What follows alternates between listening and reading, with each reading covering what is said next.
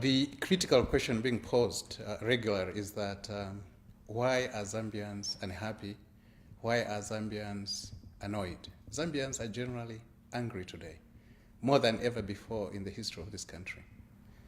And the quick explanation is that the high levels of injustice, the high levels of iniquity, and the apparent lack of peace in our country today is a critical issue. It's a driving force behind the anger and the frustration of our masses with the Zambian politics. The danger in this is that the masses are becoming cynical. They don't believe the leadership anymore. The leadership in Zambia doesn't have the message for the masses. Because it doesn't have the message, it hides the class nature, the class conflict that's so prevalent today in Zambian society. And this leadership, because it lacks the content, it lacks the substantive issues that it should bring to the masses, is resorting to agendas that are very, very narrow. One agenda that we hear of is often about ethnicity.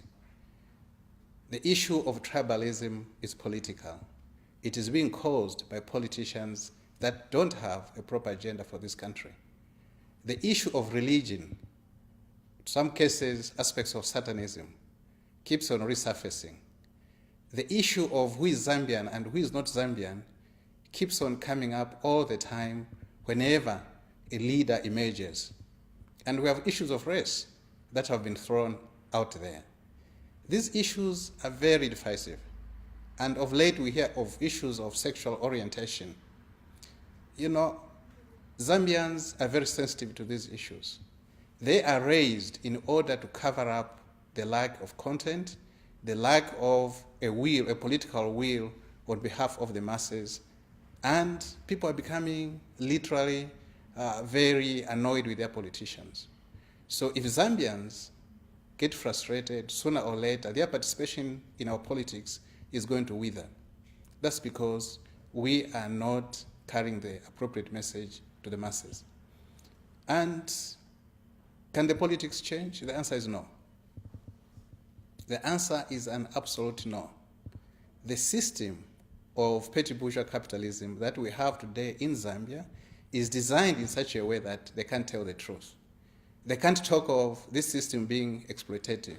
They can't talk of this system lacking injustice. And this system can only be maintained on the basis of state-sponsored violence. There's no other way around it. And that's a message that they can't openly tell the masses. And to hide that fact, they go to very divisive issues, they go to petty issues that at the end of the day preoccupy the media. And we are not doing justice to our masses.